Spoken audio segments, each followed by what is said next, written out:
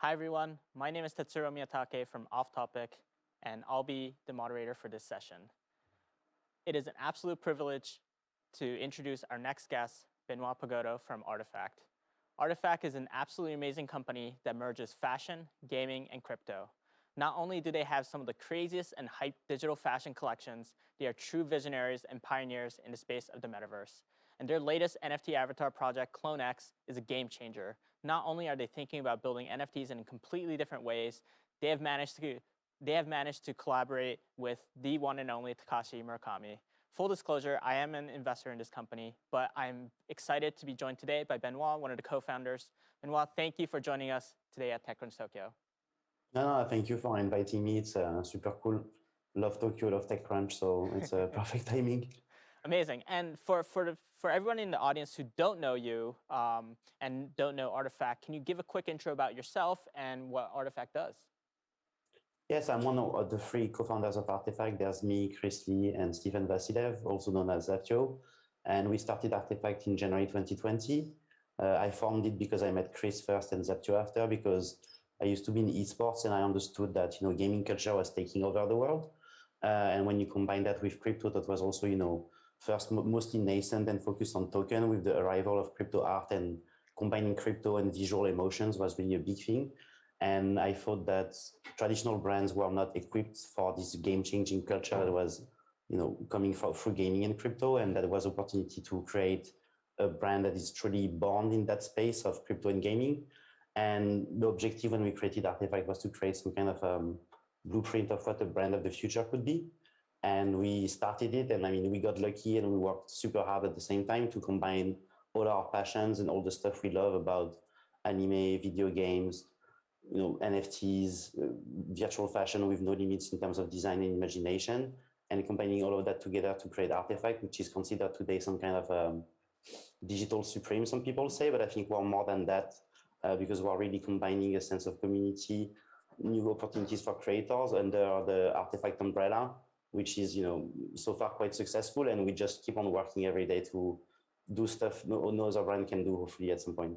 That's amazing. And I really do think the digital supreme kind of connotation makes a lot of sense. Talk a little bit, I love the founding story of Artifact, how, the three of you from completely different places as well kind of came together in esports. You talk a little bit about how all three of you met and how the idea of Artifact came about. Yeah, so it started because I was the managing CMO marketing guy at Fnatic, the esports team, which is a really big European esports team. And the Counter-Strike team. And what you want to do when you're a team is to have skins in game, right? Because it was like the main digital assets you could kind of monetize and own. And mostly, even though a lot of esports teams do merch, your audience is spending more and more time, in games than actually maybe at school. And so having a skin was the ultimate thing. And I first contacted Chris because he's known to be one of the most popular and prolific skin designer in Counter-Strike. And I contacted him first. We did a skin for my Counter-Strike skin team. And then Chris had the idea, and because, I was coming from streetwear, I used to work in luxury and in Colette, the shop in Paris. And I knew about, streetwear culture, and sneakers was becoming the new status item in fashion. And Chris started to put his famous skins from Counter-Strike on some Yeezys and Jordans and stuff like that. And we thought it was super, super, interesting to combine these two cultures together, because the sneaker market was a lot about just always the same different color variation and not really original in terms of design aesthetics. And we just did first, I think we took a Yeezy 700 and the Fortnite Raven skin that we put together in a concept image that we posted on the Fnatic Instagram account.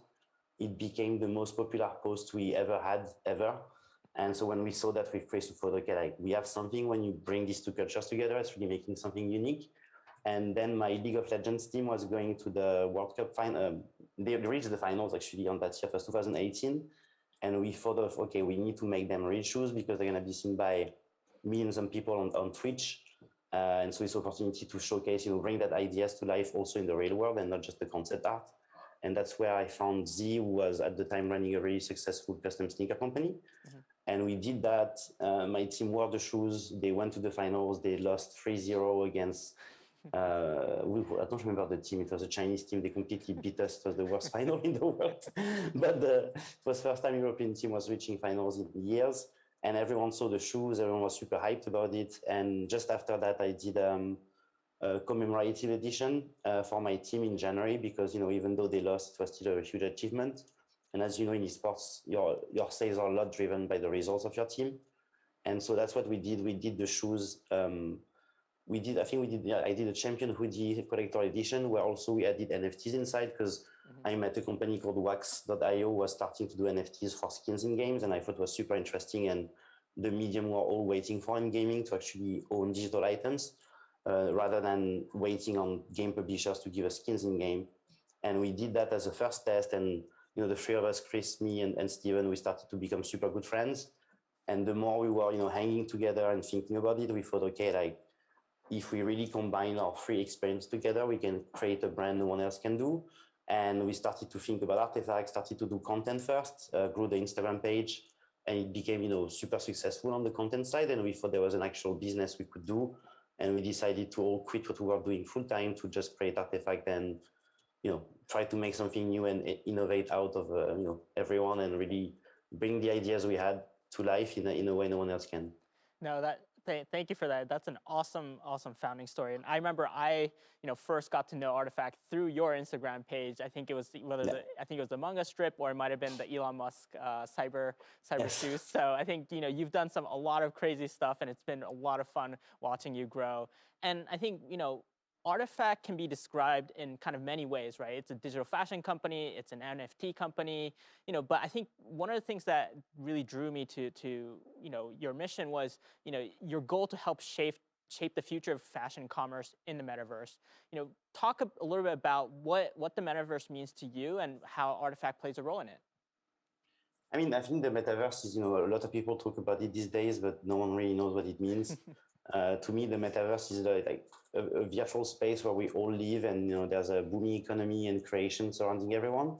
And we thought that, and I like what you said about creation and commerce, because I think in fashion it's been always a bit one way all the time. There's one creative director that's hired by always the same groups and super rich people, and they always try to inspire themselves from the culture. But what we were thinking of Artifact is that, and I saw it when I was in esports, because as esports was booming, a lot of fashion brands started to be interested in gaming, but they were completely clueless about what gaming was about in terms of culture. And that's what we tried to do with Artifact. Like, what would be the brand that is actually born on the metaverse and born from crypto and gaming? And we think that, a fashion brand does clothes, they do advertising, lifestyle, stuff like that. But, we started with sneakers because we thought it was the most relevant asset to start to be traded as NFTs digitally with no friction, because it was already considered an asset by sneakerheads. But as you know, and as you mentioned before, now we're doing our own avatars as well. And I think that's what futuristic fashion brands could be. It's not only about the clothes. You can also make characters. And if you sell these characters, your collectors can own them, become their own, influencers through their characters' IP, virtual YouTubing, VTubing, all this type of stuff I've been following for years, and, Chris and Steven as well. And we think, new type of fashion companies don't have to be just one thing. They can be super creative and really change also that relationship between creativity and commerce, because usually commerce is driving creativity, and us it's the opposite. Like, we started to be super creative first and got super successful financially, but the goal is always to make stuff that have not been done before and always involve a wide range of creators, whether they are famous or not. We have very young creators who work since day one, and we started to do, when we do collaboration like we did with Ferocious, we always do 50-50 on the revenue. Mm-hmm. So it's really important for us to give opportunities to new creators that are, and not to always see the same faces, because in fashion it's still the same guys. You see the creative directors goes from one house to another, but it's still the same people you see all the time, right? So we think there's opportunities to really open the ways to new type of creation, aesthetics, and designers to be successful and have their clothes or their characters or their ideas and their concepts or games to be used by millions of people on the metaverse in a free, decentralized way. So that's the founding principle of why we started that. And we think that people are going to spend a lot more time in their virtual lives than in the real life. And that a lot of possessions you have today physically are actually, even better if you hold them digitally, and it's less of a waste for the planet. And, a lot of people make jokes about, but video games. But me, a lot of my best stories I have with my friends, it was in games, right? It was not in real life. When I played Halo or like all this type of stuff, I remember these stories as if it was real stuff we did, right? So I think it's starting from that principle that your virtual life is as important or even maybe more important than your physical one. And we really want to make that new virtual life super creative and with no boundaries and really inspire everyone to follow the lead we're taking. And that's, I think it's very important as a new brand to lead the way and you know, try to change things up a bit in terms of the relationship of power and creativity in business. I love kind of your explanation on kind of the combination of creativity, commerce, and then how that relates to the macro trend of you know, everyone's in Fortnite, everyone's in Roblox, everyone's in different virtual worlds and virtual platforms, and really just gaming in general, right? And as you mentioned, gaming is such a social kind of platform now. And like, talk a little bit about some of the projects that you have done with Artifact. We'll get to Clonex a little bit later, but beyond, you know, some of the, you know, you've collabed with amazing digital artists like Ferocious. You know, you've done great work with like Jeff Staples. You know, what was one of your kind of favorite projects to talk about? I mean, honestly, all projects, every time, you know, the rule we have is every time we do a project, the next one we try to do better or, you know, different. We try to not repeat ourselves. Even if we find something that works, we don't, you know, get lazy and try to repeat it. I think last week I did just a tweet trying to list all the stuff we did in 1 year. And, you know, before that, so I used to work in luxury, in branding and stuff like that. And I used to benchmark brands, right? So you benchmark what they do, what campaigns work. And I think I've never seen a brand that has done as much than us in 1 year. It's quite crazy when you list it, you know. In January, we did the NZXT shoe, which became like one of the most viral videos and became the gaming shoe. People have, you know, think about what they think of what a gaming sneaker could be. We did the Meta jacket, and that was important because a lot of digital fashion talk was happening, but very, very few people were actually bringing out what the model could be. Mm-hmm. Us, we did a main jacket that we, you know, shared after with artists that could skin the jacket. Mm-hmm. So, you know, replicating the model we know from Counter-Strike and, you know, the Steam Workshop. We distribute it across different crypto platforms as if they were retail stores. So every time we do something, we try to demonstrate some kind of a model that, you know, we could replicate, but we think that people could also replicate because it's efficient. Jeff Staples was crazy because it was, you know, as a lot of collaboration, we do very, very genuine and natural. He just DM'd us on Instagram. We're all fans of him. We all know the pigeon dunk. And immediately we said, okay, let's get on a WhatsApp and chat, you know, and it happened in just like 3 weeks. Wow. Super fast.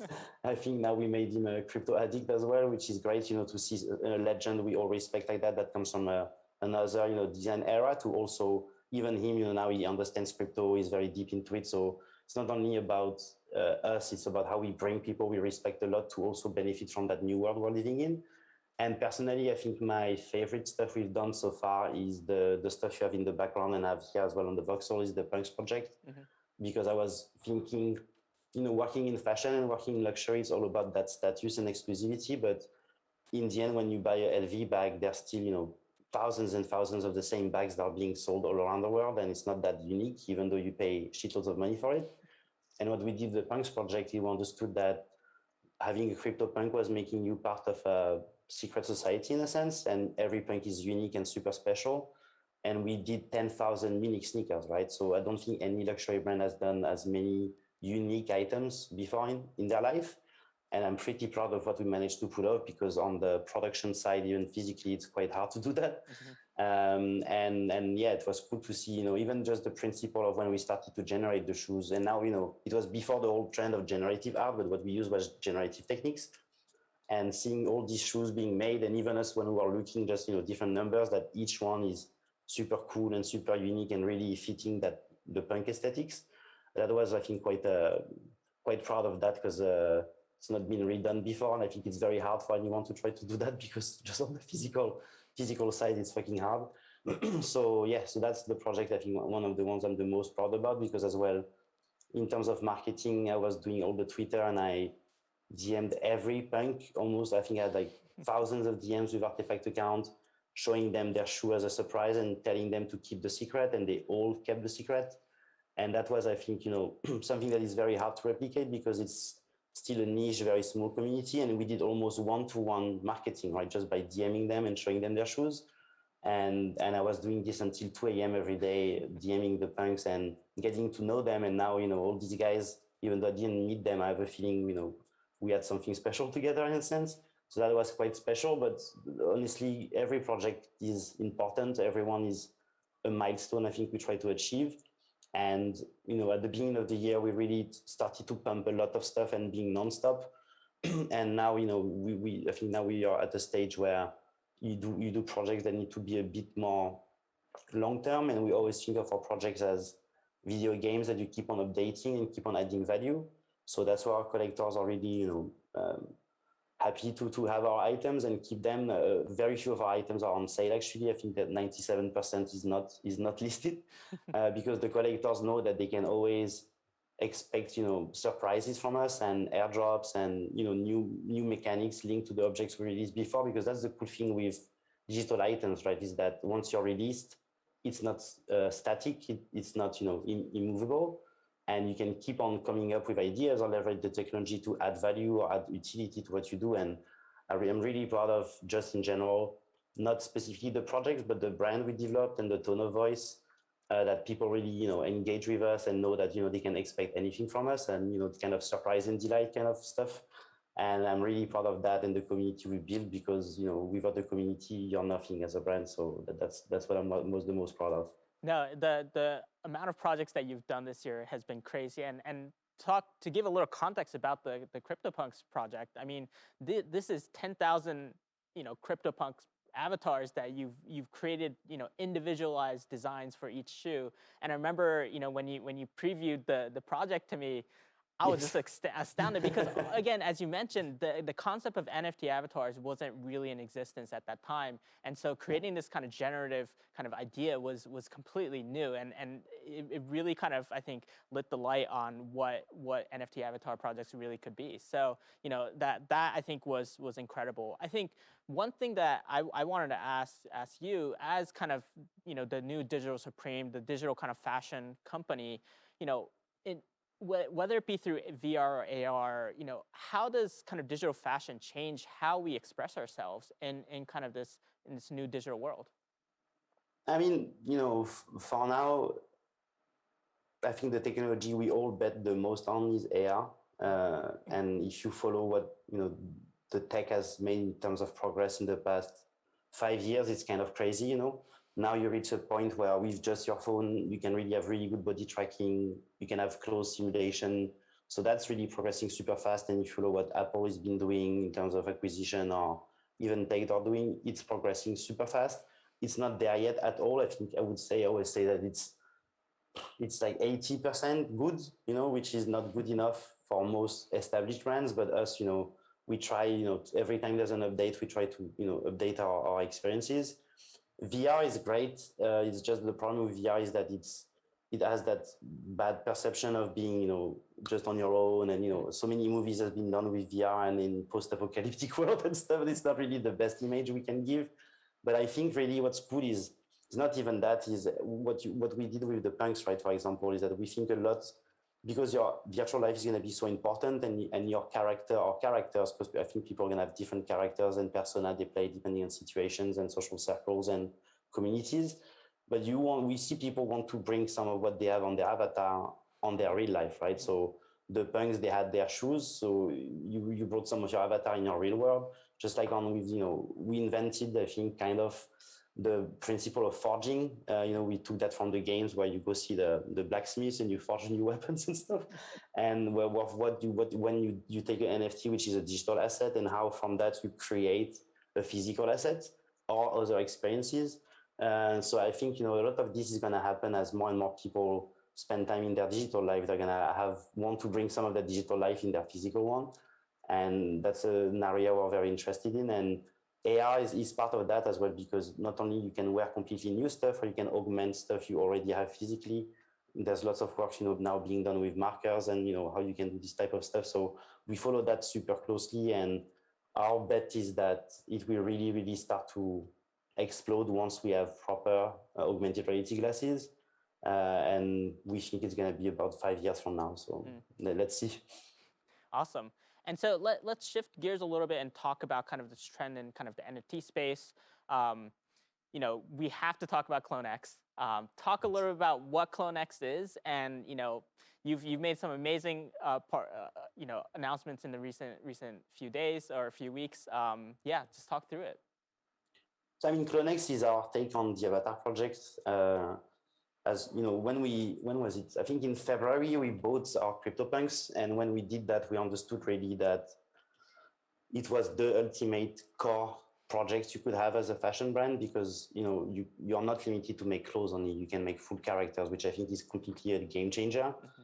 And when you think of fashion brands constantly buying or paying influencers to represent their brand and represent their lifestyles, I think the fact of as a fashion brand you can create characters is a complete game changer for how you build a company and a business and a community. And we started to think, quite early about what would be our avatar project. We all spent a lot of time in game editors and avatar editors in Skyrim, Fallout, Mass Effect, whatever game you want, And we thought if we were to do one, it would need to really merge all the stuff we really, really love. Mm-hmm. We're all, the three of us are big fans of anime. And as you know, Japan is the biggest country for anime, but after that it's France, right? Us, we all grew up watching anime super young. Now the US, in the past 5 years, finally woke up to what anime is and how cool it is. And we think it's the most global type of aesthetic that can work across different generations as well, whatever the age you have.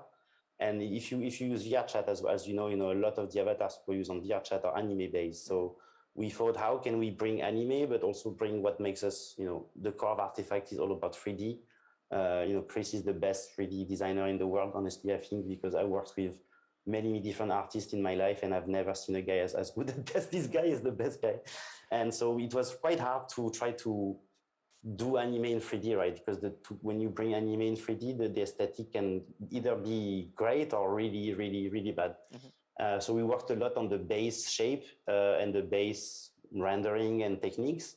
And we thought, okay, like not only we're going to make, avatars, but they're going to be dressed up as well. So I think I'm going to share that in a week. We also developed a full fashion collection. I think there's more than 150 pieces if you combine all the different designs in terms of clothing. So it's not only an avatar, it's also a first, fashion collection as well, which will combine and get people to get that in real life at some point.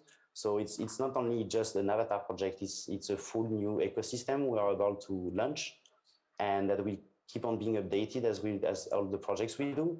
And we're really proud of what we managed to achieve, because it's been really, really a lot of work, because we didn't use any pre-made 3D assets. Everything was custom modeled from scratch, from concept art and references. And we really merged a lot of, you'll see when you see all the final traits, because a lot of stuff we didn't show yet, but we took a lot of different references that we love from different subcultures. And in the end, it's all coming together to make something really super unique. So super looking forward to launch that. And if you want to talk about the collaborator we have on the project, I've got the story if you want. But yeah, it's really been I think it's a cornerstone of our brand and at the beginning of a full ecosystem where not only us are going to benefit from it, but we look forward for people to use the avatars, because we are giving all the 3D files in all different formats. And we think it's going to be a new era for how you can think of a fashion brand that is, fully, immersive and made for the metaverse. I love kind of how you talked about how fashion brands can now create characters, right? And I think that is a complete kind of different idea that I think a lot of fashion brands had when they looked at kind of the NFT space. And so talk a little bit about how fashion brands can look at this kind of space and kind of what kind of things they can experiment and try. I mean, to me, I've got, I worked with fashion brands a lot in my life, so I know that when they look at this, their view is very, very short-sighted. A lot of them, for now, just look at it as, okay, how can I get, look cool in press and say I'm innovative to say because I do NFTs, right? But I think a lot of them, and that's what I always say, even I was speaking to a big fashion executive recently, and she told me, oh, what can I do? I said, just hang more with your son who plays Roblox. Play with him a bit, check what he does, because you will get it faster.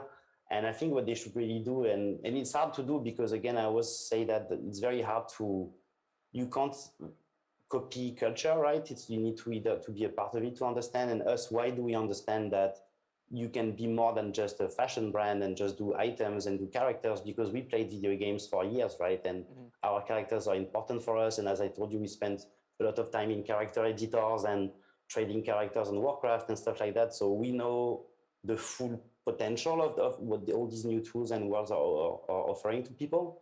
And for fashion brands, I think they should really, again, like look more into the gaming culture, because everything comes from there. Like it's really, really simple.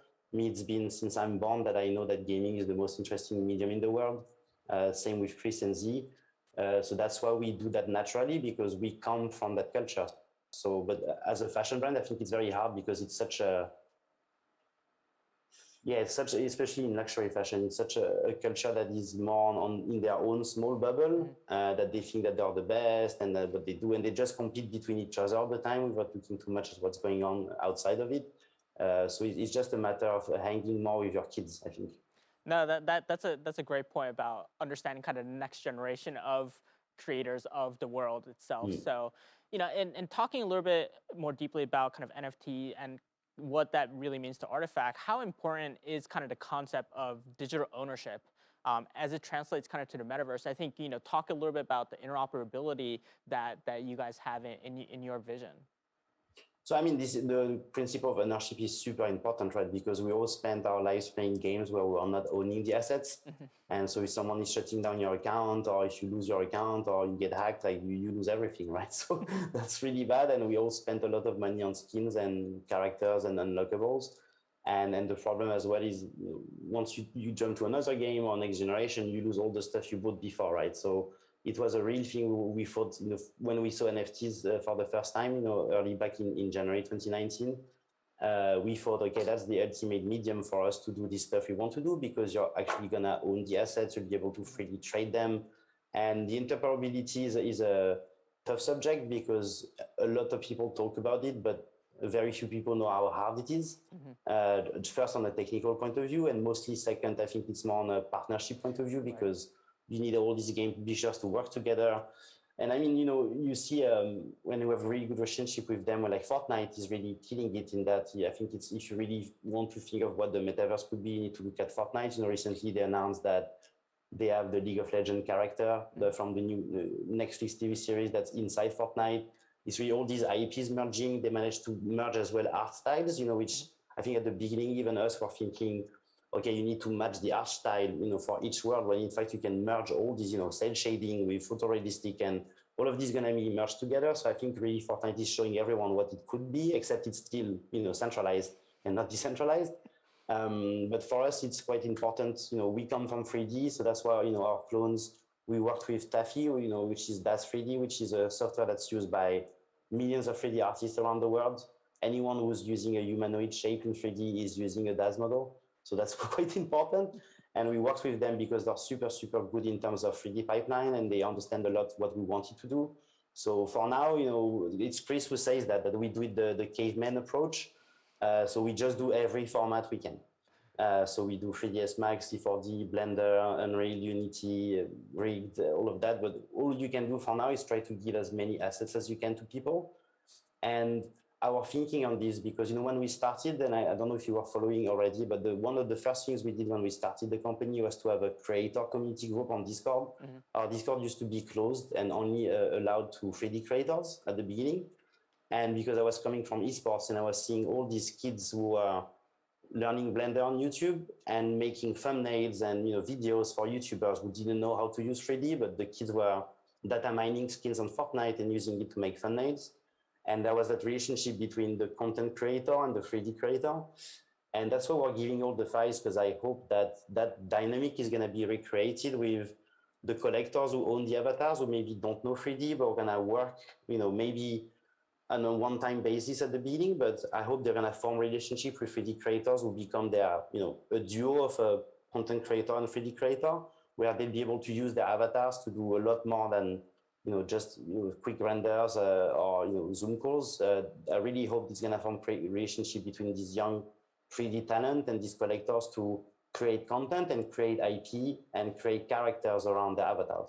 That's amazing. And I think we're running out of time here. So in terms of kind of the last points, talk a little bit about Japan. you've obviously been able to get a collaboration with Takashi Murakami. That is pretty rare. I know you guys are all big fans of his, but talk a little bit about that, and then talk a little about how you look at Japan, and are you looking for potential partners here as well? No, I mean, the funny story, when we started Artifact, we decided to go full time on it in December 2019. First thing we did was in December 2019, the three of us went to Japan. Personally, I love Japan since a long time. I go every year. Not this year because of COVID, but we went there for just the initial trip to start the company. And we think that Japan, is one of the most amazing culture in the world, and merging anime creation, no limit in creation as well. There's a lot of crazy stuff in Japan that is really, really impressive. And Murakami is just, the three of us are fan of him since a very long time. And we always dreamt of, we were always joking that it would be the dream thing for us to do. And it, again, one more time, it happened quite simply. He followed us on Instagram. I think when we did the Cryptopunks project, actually, that's when he started to follow. And immediately we sent him messages, we kept in touch, and we had in mind to do that with him. We thought would be the best partner because we love his designs and creativity. And a lot of what we do is inspired by him, actually. And it's been an amazing relationship. He's amazing to work with, super fast, super enthusiastic. His studio and team is amazing, and I can't wait for you guys to see all the stuff we've done together because it's really, really impressive. And honestly, now that we've done that, I don't know what we can do next because it's the coolest thing we could do. So yeah, we love Japan and we love Murakami. Amazing. And I can't wait to see kind of the next project that tops that off. I don't know how you guys are going to pull that off. So again, yeah, me neither. yeah, Benoit, thank you so much for your time today. It was amazing talking to you. And hopefully, there's a lot more projects that you can do with Japan in mind. Yes, yeah, for sure. Awesome. Thank you. Thanks.